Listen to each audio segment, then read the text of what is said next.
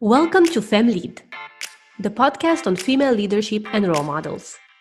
Prepare to feel inspired and better equipped to navigate your career path. I am Alexandra Chabotaru, your host, and together with my guests, we will tackle a new field of work in each episode. The aim of this podcast is to deep dive into career perspectives and strategies to navigate your desired path for success. Enjoy! Welcome to Season 2 of FemLead Podcast. Wow, it has been such a journey. Thank you so much for following us, and I truly hope that you were inspired to take charge of your next career move. In 2020, we interviewed 9 amazing female role models, and we shared 9 pieces of content that we've received so much positive feedback on. We're really grateful for that, and we do hope that you will continue to follow us in 2021 across all social media channels. Listen to all the interviews and share your questions and feedback with us. Very soon, we will launch a Patreon page where you can continue to support the production of this podcast. Again, thanks a lot for following us. And without further ado, let the second season begin. My next guest is the Director of Platform of BMW I Ventures. She focuses on developing and implementing strategic growth initiatives for BMW I Ventures portfolio companies. Leveraging the unique strengths of BMW ecosystem, the goal of this effort is to establish transformative partnerships and help the portfolio companies succeed and scale. Before joining BMW I Ventures, she worked as a senior innovation and new business manager within the telecommunications and media industry, as well as a management consultant. She is a mission-driven leader and a strong advocate of sustainable and responsible venture capital investing. Without further ado, please welcome Sohaila Ouffata. Welcome, Sohaila, and what an honor to have you here. Hey, Alexandra, it's great to be here with you. Thank you so much for joining us today. I want to start right by asking you to provide more information about who Sohaila is. Maybe tell us a bit more about yourself, your path, and how did you start in the VC world? Yeah, I'd love to. So, I'm in the venture and startup ecosystem now for over 10 years.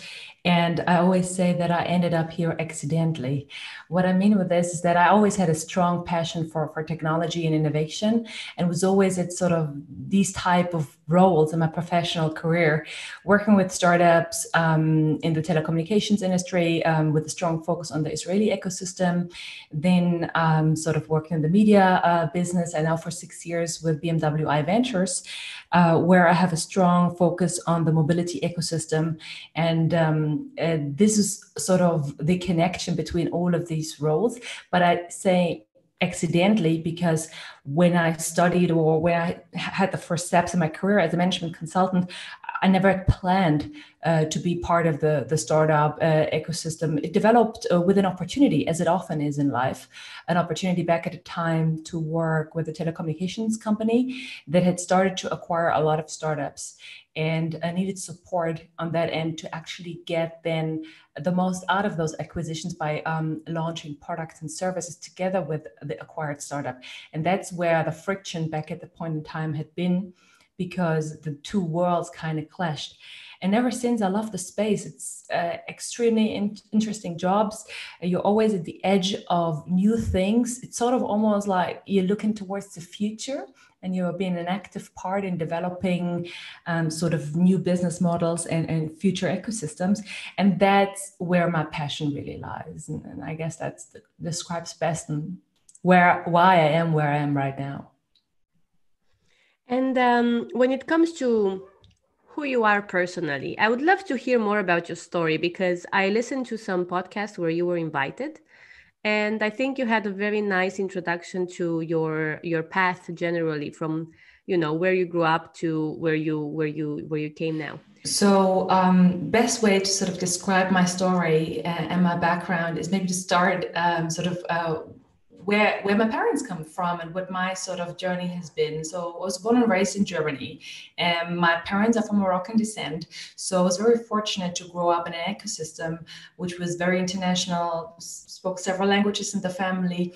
And I've always seen this as an enriching experience, but at the same time, it also comes with all of the challenges that might arise from living in a country, in an ecosystem where sort of the early stages of diversity are developing, if you'd wanted to say so. So it was a blessing for me, for sure, but it also came with certain challenges. This is sometimes sort of been described when you have a different background and you sort of trying to figure out what your future way will be. I was very fortunate in a way where once I started my studies, I was given a great scholarship that allowed me to tap into a lot of new opportunities and sort of look beyond my horizon. I was always quite driven in terms of being eager to make the most out of it. And this might come with a family background and with the fact that sort of my parents came to Germany and sort of quite entrepreneurial, built their careers here. And this is something that you sort of learn from the get-go, from the start, I would say. And with that scholarship that I was granted in my studies, I was passionate and had said to myself that I want to make the most out of it. And in my specific case, that meant that I went into the tech space and started my career at a large consulting company, which had a strong focus and footprint in the tech space. And that for me was the best choice. Tech wasn't as big as it is now. Back at the time, this was kind of unusual path, but it provided me with so many opportunities. And I'm mentioning the international background because if you look at the real opportunities where the career really jump-started, it always had to do with that background. So once I was in the telco space, I benefited very much from the fact that I came from a very diverse background and had the opportunity and what it was needed to work with companies from another country and another ecosystem, adapt really quickly. So I was able to actually tap into the resources, what I had learned, given my background. And this paved my way into the startup space, as mentioned before, kind of an accident that turned out to be really, really good for my career. I really love that you've mentioned that. And I really want to provide through this podcast role models for people from all walks of life that listen to us from everywhere around the world, and they could see themselves in a career progression that can take them wherever they want. And I really wanted you to mention that because I know that we sometimes have this, biases of what does it mean to work, for example, in the VC world. What are some of those points that you must take, right? And I would love to maybe ask you a bit about what is your stance on the VC world right now? How do you think the VC world has been, developing in the last few years, and what do you think the future will bring us? So it's a quite broad question. So I'm trying to focus sort of on just certain aspects, such as obviously venture capital has been on a growth path over the last year as the importance of technologies from the startup world is increasing constantly. We just see.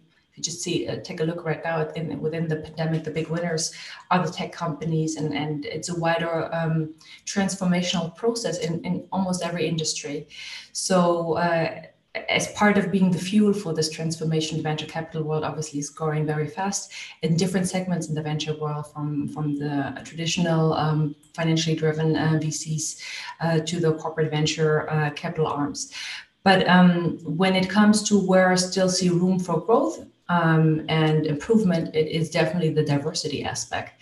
And connecting what I've said before to this, I would say, if you're really interested in the venture capital space and you'd like to make tap into the industry, there are a lot of different ways to become a venture capitalist.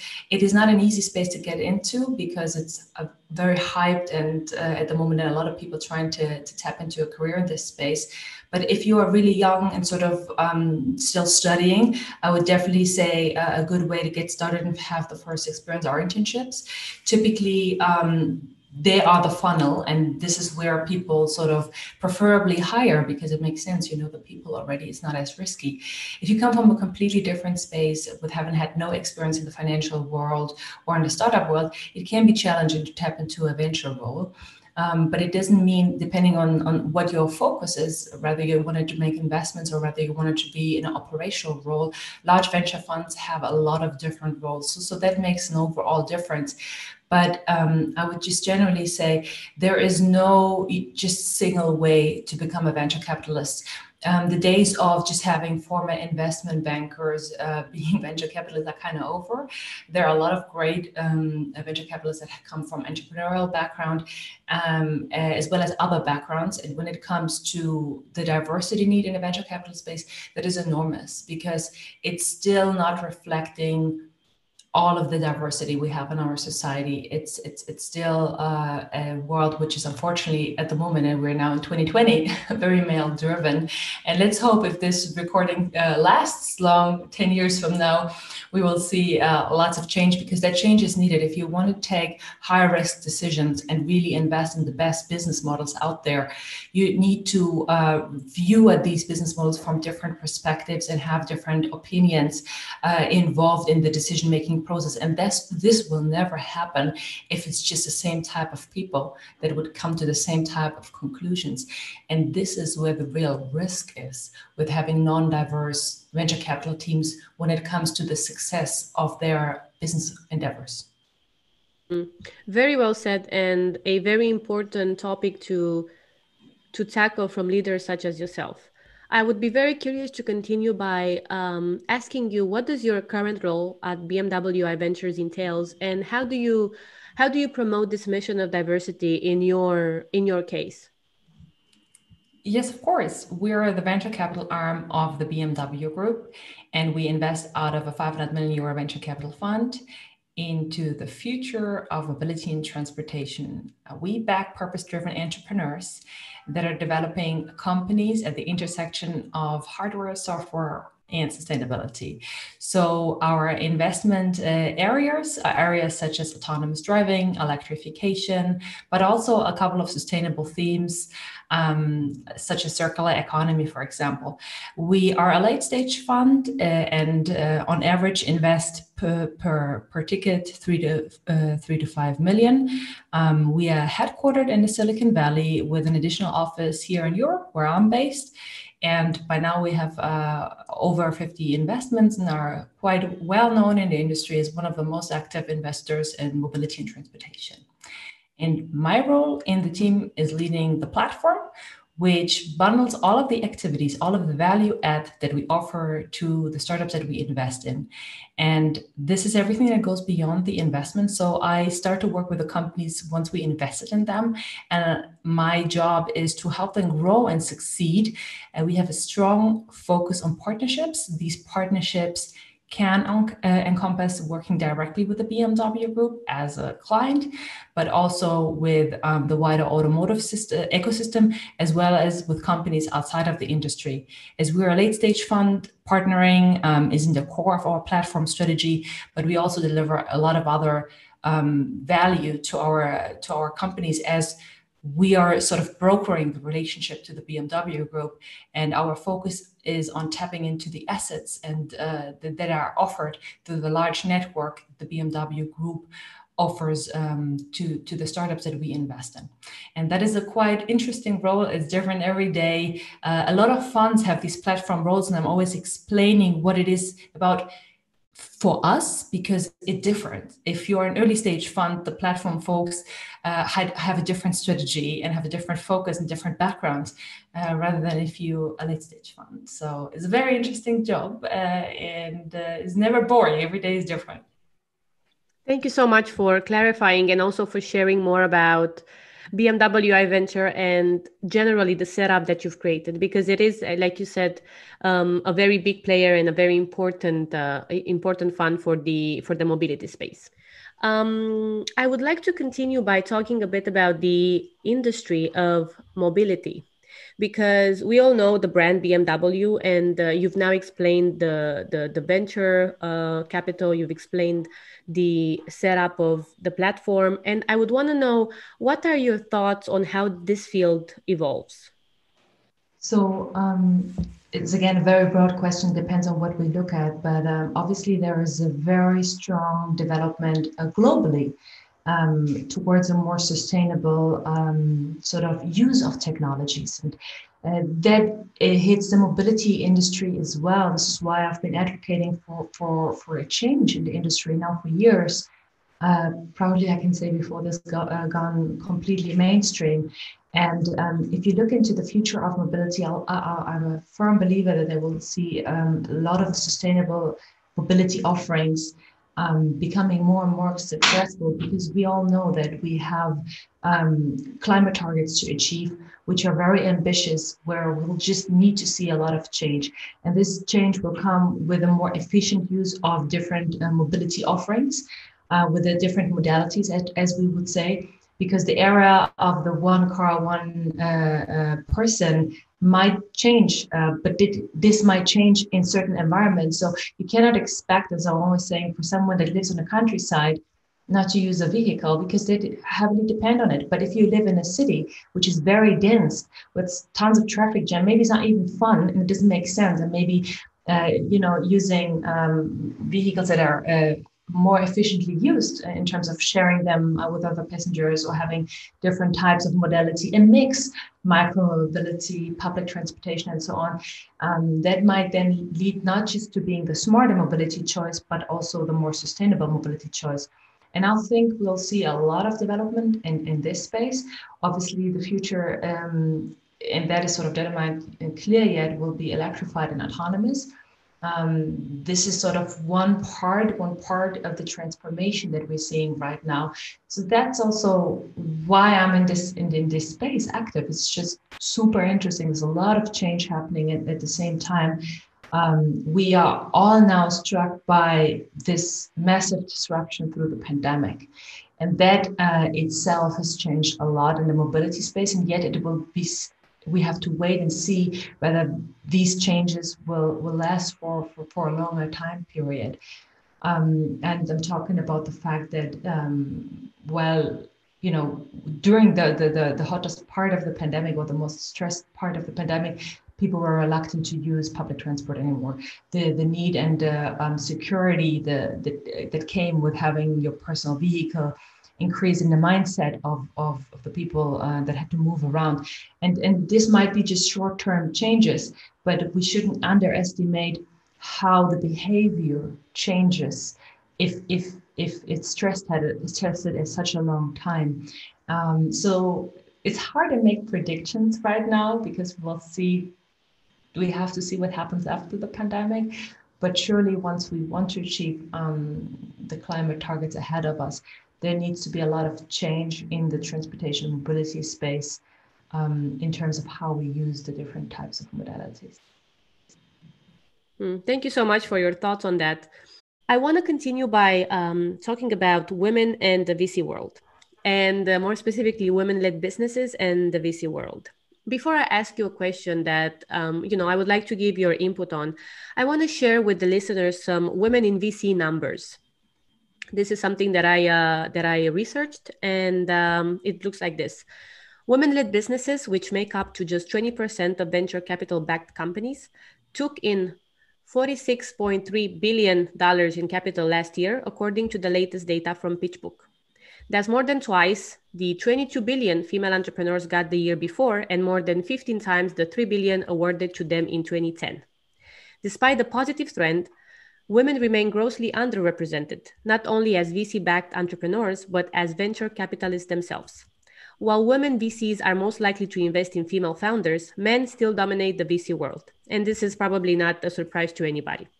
My question to you would be, what are your thoughts about the women-led businesses and the VC world, and how can we promote this field and attract more women to this field?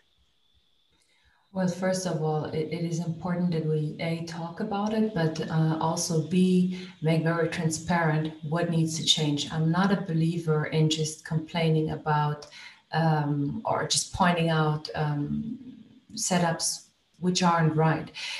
There are commercial disadvantages that come with the fact that certain industries are not diverse in general. And this is not just about having more women, but having people with diverse backgrounds in general.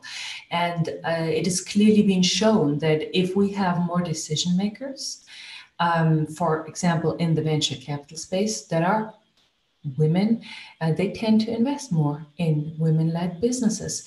We all are, influenced by stereotypes and bias that we are not aware of.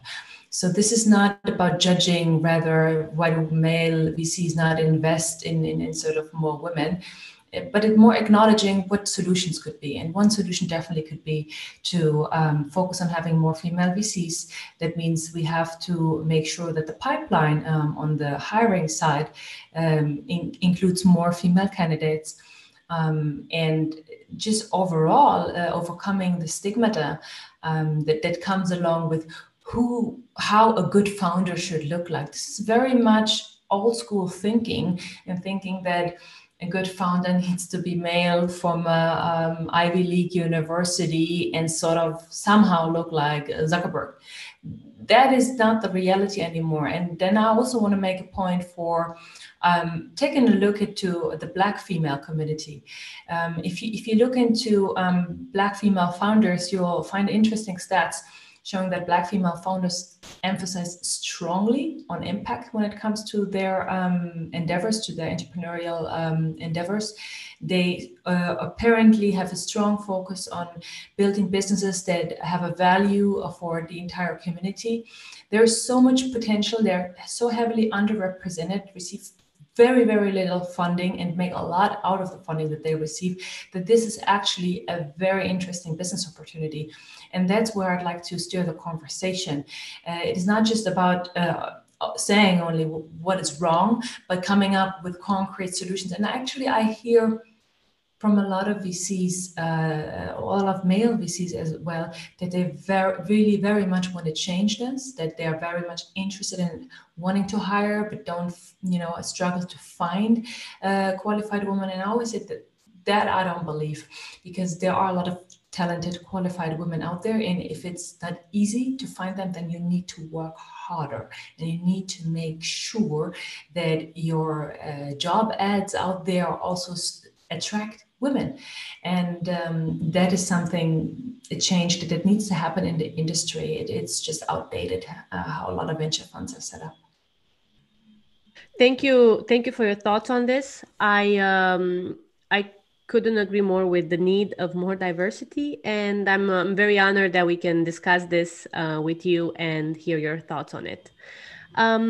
When it comes to navigating different cultural settings, you yourself have moved around quite a bit, and you've had some very nice opportunities to travel the world and work with different teams.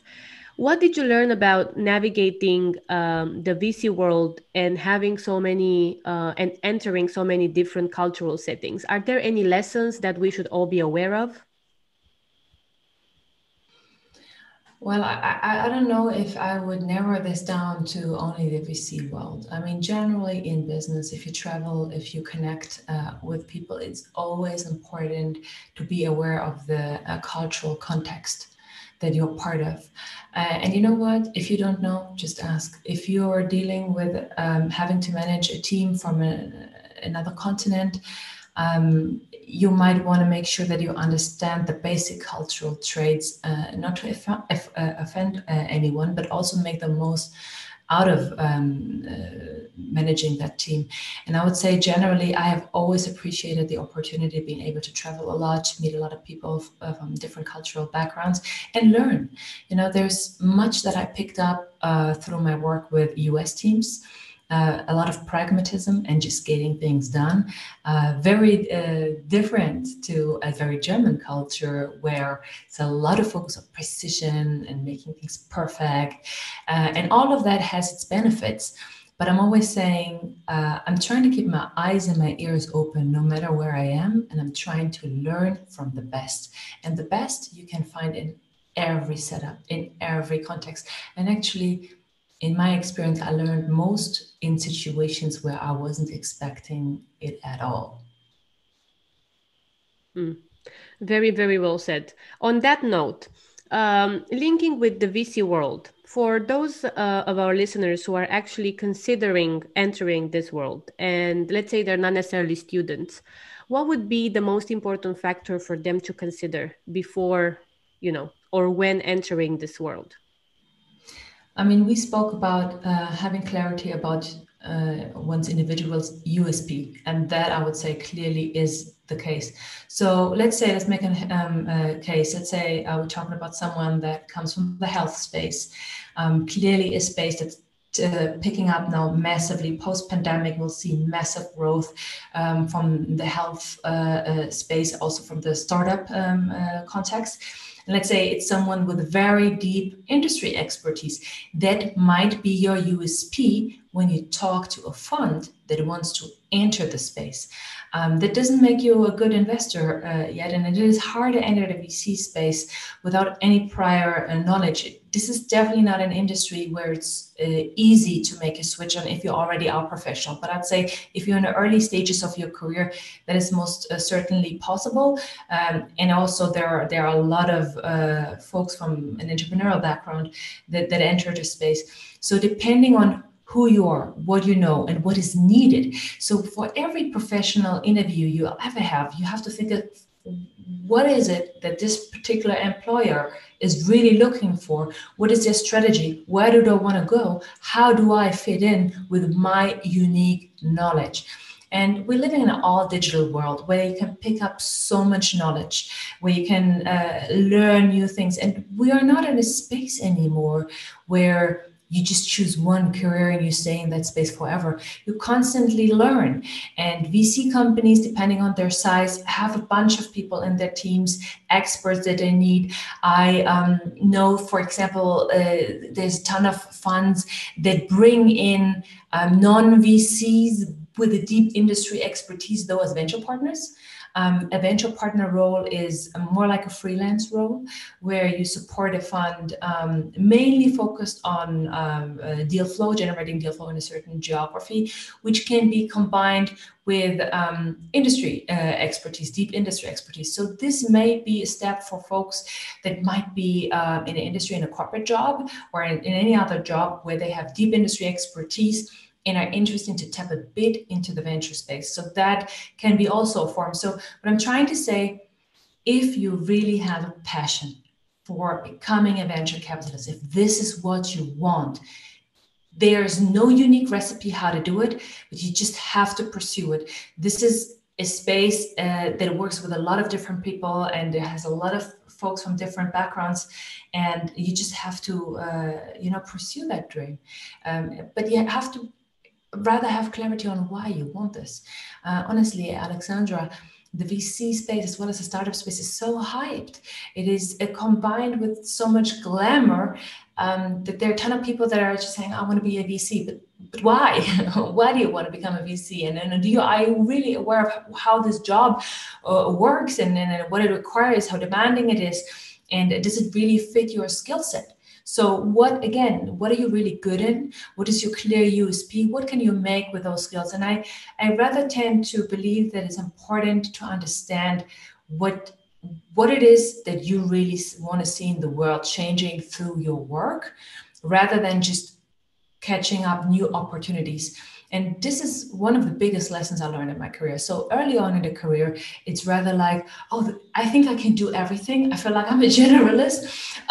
Let's just take that opportunity, whatever comes your way. You're just picking up the opportunity. There's nothing wrong about that at the beginning, but as you develop over time, it becomes more critical to have a strategic thinking about your career and what it is that you want to do. What's your path? What is the change you may want to bring to this world? What are your strengths? Because this will then bring you on a route to fulfilling your purpose. And this will become, for surely for most of us, more important over time. And I've seen so many people frustrated with their job because they just stick in an environment for a long time. They don't know why they are there, why they're doing what they're doing. And that frustration and that unhappiness with your job has as a source often that you actually don't know what you want, what your strengths are, what your potential pathways are. You touch on many, many, many great pieces of advice and things to consider when you look for a job because it looks posh or you think it's glamorous and it's cool to have that on your CV. And the fact that you've mentioned understand firstly what the job entails and what does that role would mean for you and how would it impact your life, I think it's really, really important because, asking peers or talking with people in the industry, or searching on Google and seeing what does it say when you look at job ads and so on could really make a difference. And I'm very happy you've mentioned it. Moving into the career path advice area, I would want to touch upon an example or maybe lessons from one of those challenging situations that you had to go through. Is there any situation that was really, hard on you, or something that you really felt changed perspective, and what did you learn from it? Wow, honestly, there's so many, obviously, because it's not the times in life or career generally that are amazing where you're like, oh gosh, I learned so much. It is the times where things go really bad or you have a very tough time where at the end, if you get out of it, you will have learned most. The Buddhists say when there is an obstacle your way, you should welcome it because it's an opportunity to grow and learn. So looking at the career, it was kind of the same. So I just want to touch up on a couple of very, just a few examples, and saying that obviously there's been more experience. One lesson I learned is if you don't like the ecosystem, the system that you are part of, and that specifically speaks to folks that are listening in the corporate space, because these are large ecosystems, it's always like an organism itself. If you're not happy in that organism, that you're part of that larger system, leave it. You cannot change that system to make you happy. And I see a lot of people struggling with this. And you know what? This is an advice, speaking back on referring on what I said before. You sometimes learn things in situations where you don't expect them. This is what I heard and learned this from a priest. Who clearly said you need to leave them. And I thought about it more and more. And in what I've seen in my career is these are environments that make people sick and unhappy. And if you are in a setup, in a situation where the entire system around you is against your values, against what you want, against who you are, just leave the system. There are so many opportunities out there, and there's no point in wasting your own energy and sort of being in an inner stretch where you feel that this is going against your values. And I had made those decisions in my life where I knew that an ecosystem is just not right for me anymore. I don't believe in the business strategy, or I don't buy into the culture anymore. This is not representing my values. And I've made those decisions in my career, and they were for the better. I've been very successful afterwards, and I'm happy that I didn't remain in those contexts. Another lesson I want to share here is it is very easy to judge. And that is something that is not just in business, also in private life. How often do you guys think, oh gosh, this person is horrible, or this boss of mine doesn't know what he's doing or what she's doing, and I know so much more. And this again is creating some very negative internal processes. Okay, I'm a yogi, I have to admit, and there's probably very much influenced by my yoga practice, but I think it is very important at least to try not to judge too much. There's always a reason why a person is at a certain point in their life. Everyone has a personal story. There's always a reason why people act in a certain way. And even sometimes for people that I had to deal with where I felt, oh gosh, it is so tough to work with them. I sometimes even come up with small tricks, like just imagining them as children. They have been once a child. They have been once lovely. They have been once positive. And these are the small tricks that I use when I realize that I'm judging. And that is the most natural way. This is how we sort our reality. This is how we go through life. But if you are in a situation where you realize you're judging heavily, maybe you want to just stop holding on and say, okay, let me try to look at this situation without judging.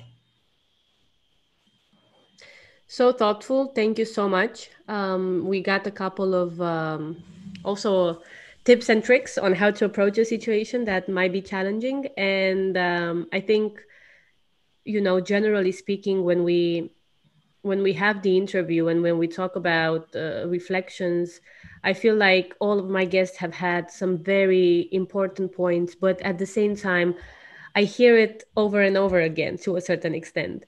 What you just said about trying to fix an environment or change an environment that's so big and so expanded, such as a corporation, or just the ecosystem that it is.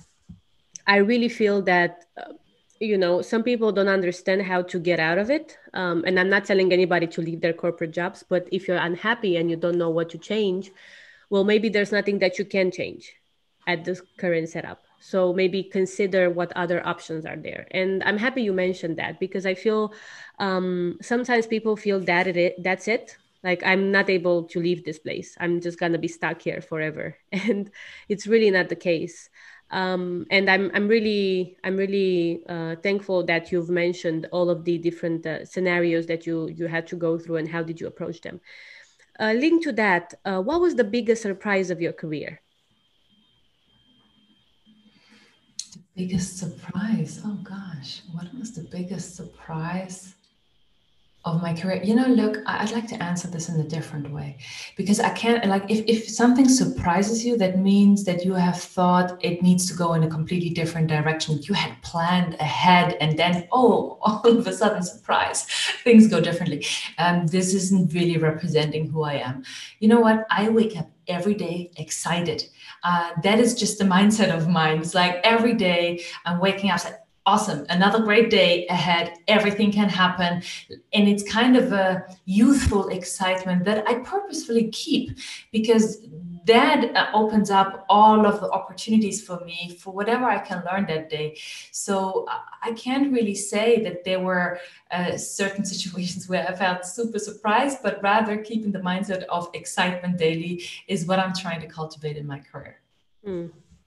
I love the optimism and the positivity that comes just from saying those few sentences. And like you said, you've mentioned that you do yoga, for example, and I think maybe linked to that, the choice of lifestyle, of course, matters, because it does give you maybe a different perspective. If you're always on the run, and if you always eat the sandwich because you must be in a call in another 10 minutes, versus if you give yourself the time to reflect and think about how exciting it is that I'm doing all of this different projects and I'm investing in this new ideas, it will for sure impact the way that you see life. And I'm very happy you brought it up, this nice way of saying that you wake up excited every morning. Is there any advice that you would have for those who want to follow in your path?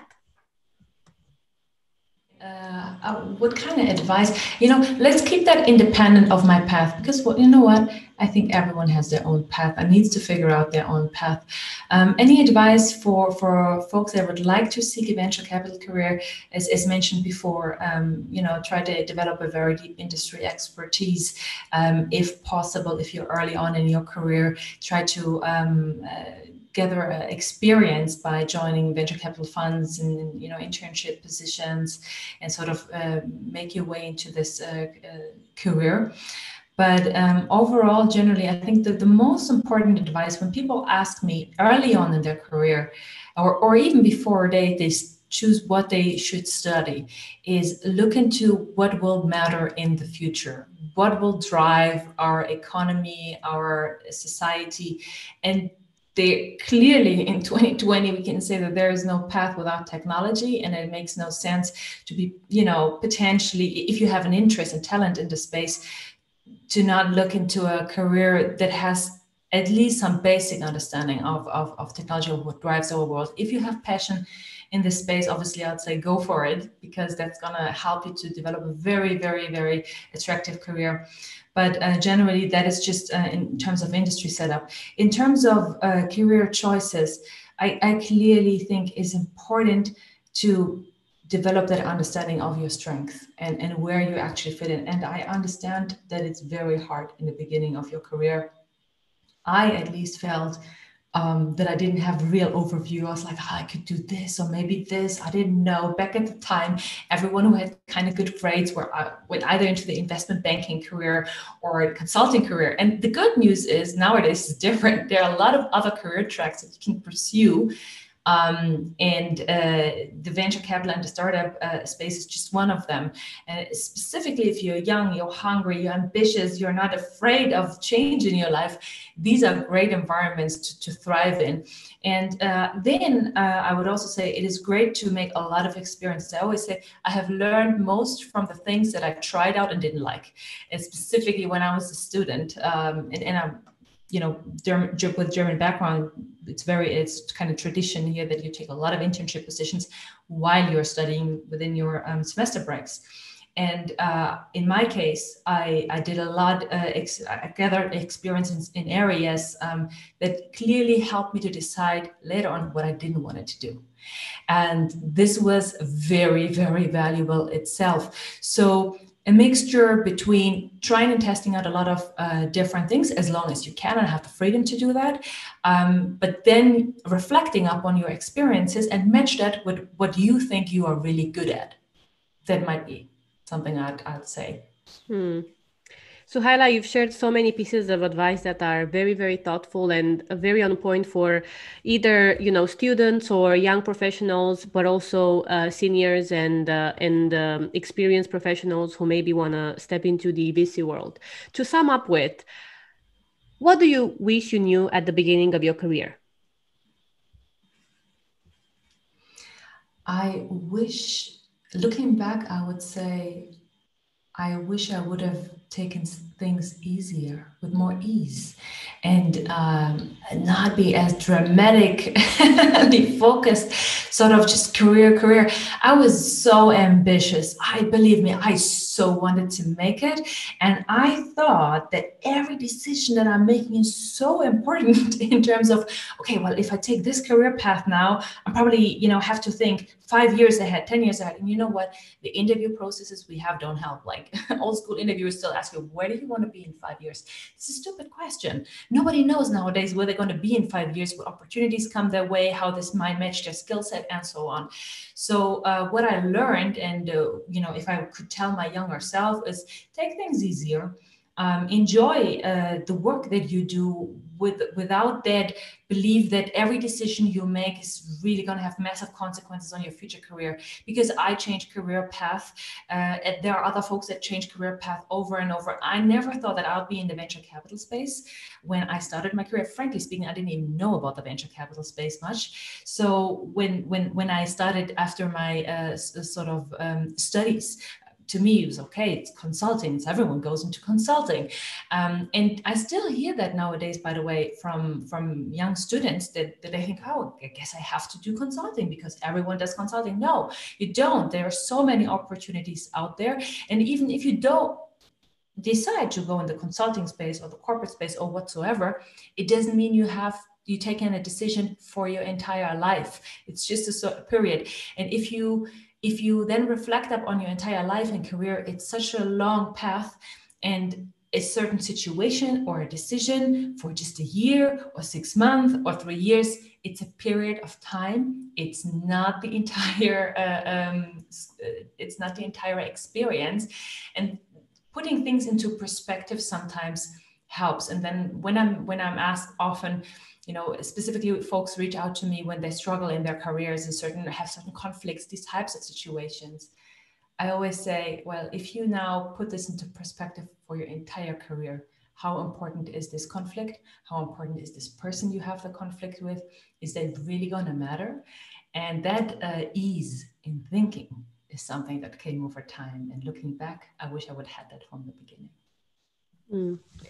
Sohaila, what a beautiful way of ending this conversation. I had really a great time discussing with you, not only about the VC world, but also about advice and learnings from your career path. And I'm sure your learnings have inspired many to consider their careers and the way they look at their progression. So thank you so much for taking the time. It was great to be here with you. Thank you, Alexandra.